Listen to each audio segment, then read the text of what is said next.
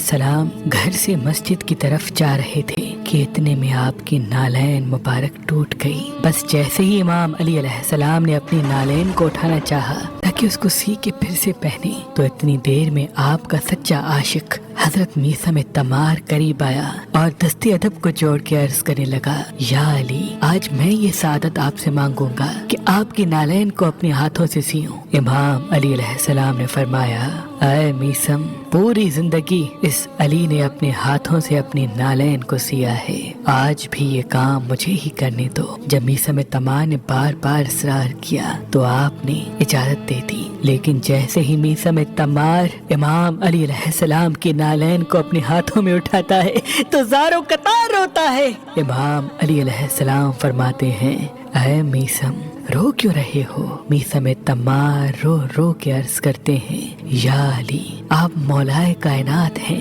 وقت کے خلیفہ ہیں، لیکن آپ کی نالین اتنی جگہوں سے ٹوٹی ہوئی ہے، میں پریشان ہو گیا ہوں کہ کس کس جگہ سے میں اس ٹوٹی ہوئی نالین کو بناؤں۔ امام علی علیہ السلام نے میثم تمار کو سینے سے لگایا اور فرمانے لگے، اے میثم، یہ کام تجھ سے نہیں ہوگا، اس کو ہمیشہ کی طرح میں ہی انجام دوں گا۔